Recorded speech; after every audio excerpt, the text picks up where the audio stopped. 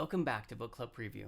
I'm Michael, and today we're looking at what if, and one, two, three, four different categories here, or topics or questions. First one is falling with helium. If you had some extra tanks of helium and you were falling and you had a balloon and you let out the helium, how long would it take to be able to fall safely? Everybody out, which is, do we have enough energy on planet Earth to send everyone to outer space? Weird and worrying questions number 7. And the last one, self-fertilization. If a woman took her own DNA, put it in an egg, had a baby based off her own DNA, what would her relationship be with the baby? And is it possible? Well, let's look at some of these questions. First one here, falling with helium. Well, first of all, it's actually plausible that you could fall out of the sky and turn on some helium and get a balloon and fall to safety. In fact, if you just had a really big balloon, it would be a parachute. And so that would kind of work.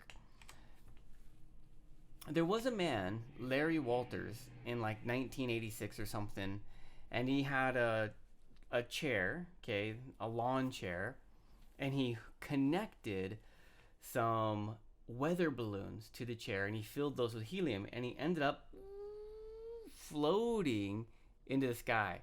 Okay, man, that would be so crazy. He's just in a chair, floating in the sky, and he has like some snacks and a gun. I've read this story before, so I know a little bit about it. And he ends up flying across. Finally, he takes his BB gun, he starts shooting the balloons and slowly coming down. When he comes down, he gets arrested for breaking some kind of law. They don't know which one. So I don't know if he actually got in trouble. But that would work. So if you were falling out of the sky and you had some helium, you could let it go into a balloon and slowly fall to safety. We'd have to be careful, because if you put too much helium, then you'd end up taking off. Everyone out. Okay. Do we have enough energy to leave Earth for every single human? So Allah says, okay, let's imagine it takes 4 gigajoules for each human to get into outer space.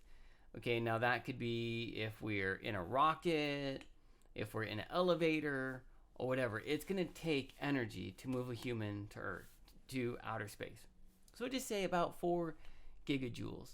And I think this is how much one house uses in 1 month, is about 4 gigajoules.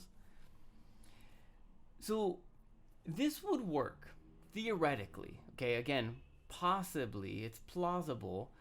First of all, if we used rocket. Okay, the problem with rocket fuel, and this we kind of talked about with helium, is you have to carry your own fuel. So the fuel used to lift a rocket adds to the weight of the fuel that needs to be on the rocket to lift it to outer space. So there's a crazy equation, but pretty much it says you have a certain amount of fuel, and as you lift off the ground, the fuel that you have is getting less and less and less. So the vehicle is actually getting lighter and lighter and lighter.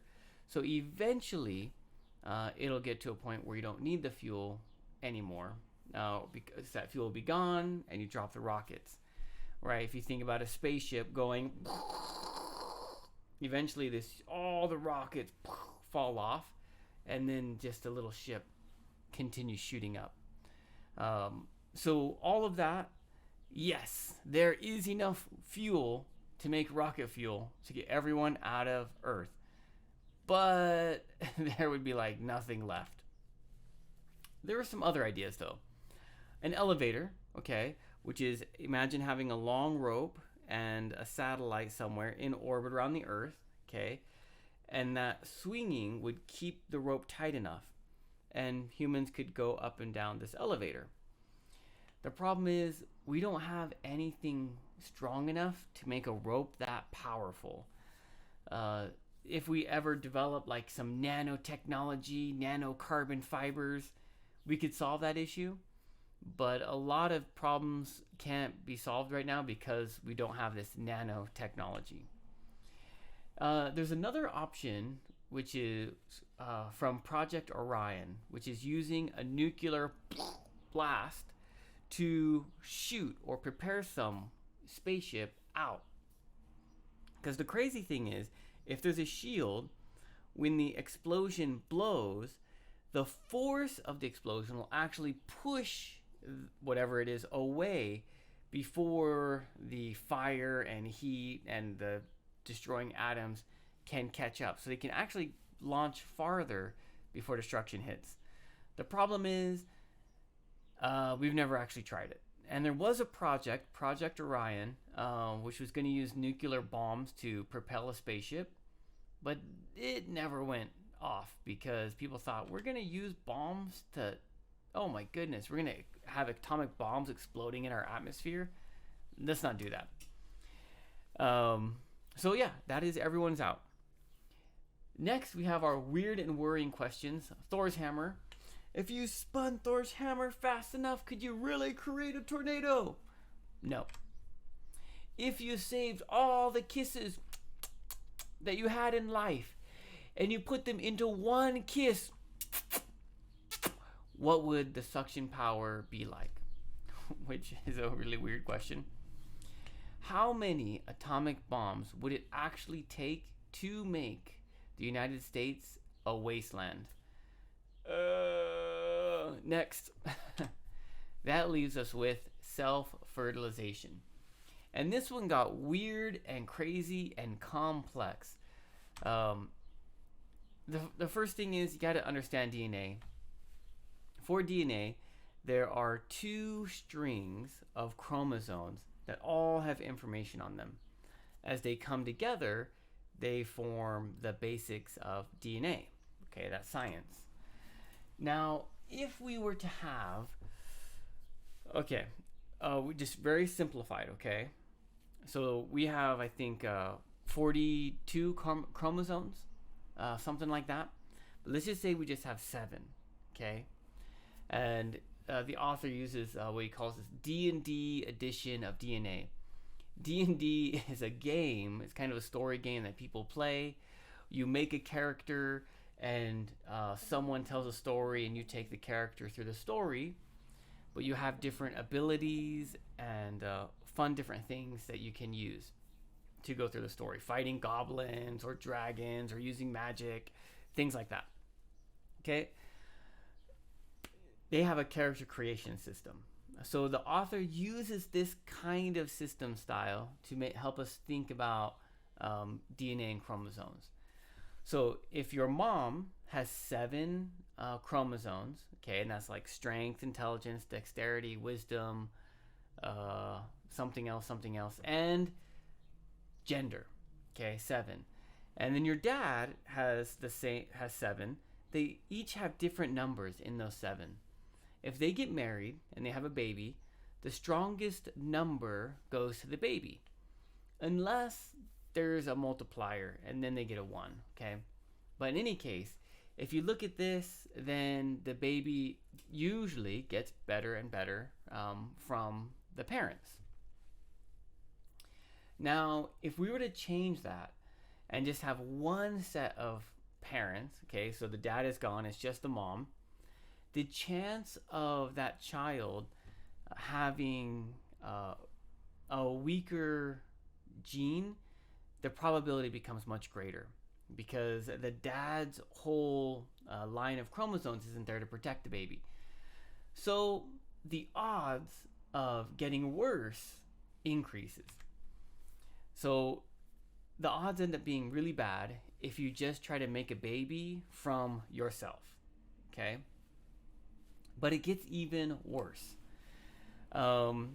Spinal muscular atrophy, when like the genes or cells in your spine, they start to die, and that leads to you dying, right? Kind of ends up humping over, and you can die because you lose control of your body.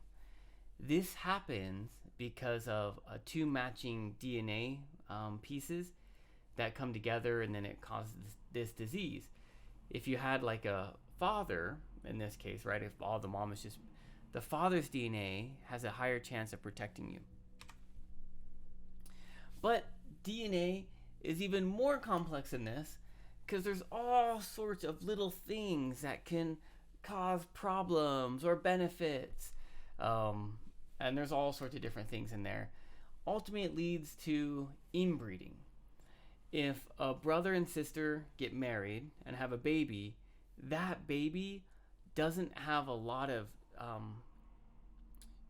DNA to use to find the best numbers.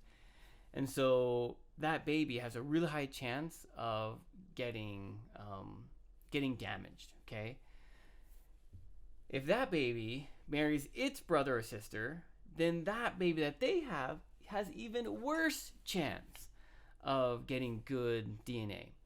Okay, and this is called inbreeding, which is why inbreeding is bad, and almost all cultures say don't do it, except some kings and queens who want to keep their king and queen blood pure and don't want to mix it with other people, and they marry their cousins and they marry their brothers and sisters, and then they end up having really weird, broken children.